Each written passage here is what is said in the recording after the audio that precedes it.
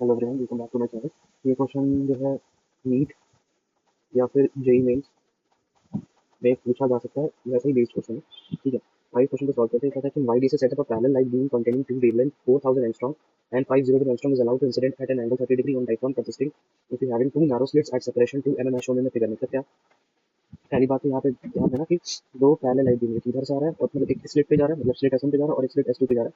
तो एक का वेवलेंथ दिया है, 4000 एंगस्ट्रॉम, ठीक है, और दूसरे का वेवलेंथ मान लेते हैं दिया है 5600 एंगस्ट्रॉम, ठीक है। Is allowed to incident at an angle 30 degree on diaphragm.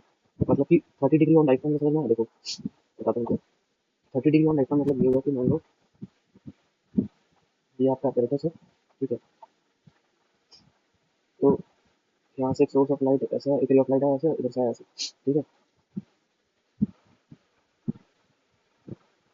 ठीक है, ये तो ये हुआ आपका फाइव एंगल, ठीक है, ये हुआ एंगल, और ये फाइव का जो एंगल दिया है वो 30 डिग्री है, और यहाँ से भी ये फाइव हुआ और यहाँ भी फाइव की जो वैल्यू है वो भी 30 डिग्री। समझ बात।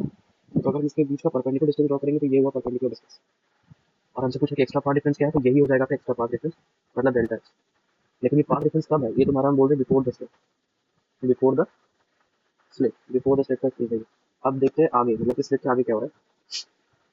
चलो ठीक है, यहाँ से बनाया है, इसमें सेंटर लाइन बनाया, इसमें से सेंटर लाइन, ठीक।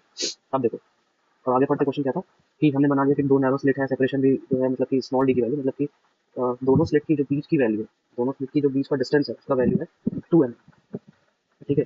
अब बोल रहा है कि screen is at a distance of 40 centimetre from the slit. मतलब क्या कि यहाँ से यहाँ तक स्लिट और स्क्रीन के बीच का जो डिस्टेंस है कैपिटल डी बोला है, उसका वैल्यू अपने पास 40 सेंटीमीटर, ठीक है। अब mica film of thickness T iron is placed in one of front of the slit, the whole apparatus is submerged with water, the central bright is observed at point C, which is equidistant from both the slit, calculate पहला refractive index। अब देखो, अब क्या बोल रहा है, ध्यान देना, ये और कलर लेते हैं, ये देखो,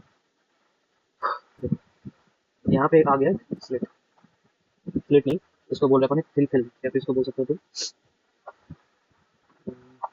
एक थिन फिल्म है, ठीक है, जिसका रिफ्रैक्टिव इंडेक्स अभी हम बताते हैं, लेकिन रिफ्रैक्टिव इंडेक्स असल में निकालना है इसका, ठीक है। और तो मतलब कि यहाँ पे एक थिन फिल्म जिसका म्यू का वैल्यू कुछ होगा, जिसका थिकनेस कुछ होगा, म्यू मतलब रिफ्रैक्टिव इंडेक्स, और ये क्वेश्चन में खुद मेंशन कर दिया है कि both the ray meet at the point C, मतलब दोनों रे जो है वो कहाँ पे मिल रहा है, पॉइंट सी पे मिल रहा है। देखो अब कहाँ लिखा हुआ है, दिखा दो देखो कि if the central bright fringe observe at point C, और एक और पॉइंट ये है कि यहाँ पे सेंट्रल ब्राइट फ्रिंज बन रहा है, क्या बन रहा है, सेंट्रल ब्राइट फ्रिंज, ठीक है। अब देखो it is equidistant from both the state, मतलब कि equidistant from both the state, यहाँ से भी डिस्टेंस सेम है और यहाँ से भी डिस्टेंस सेम है। अगर ये थिन फिल्म को कंसीडर नहीं करते तो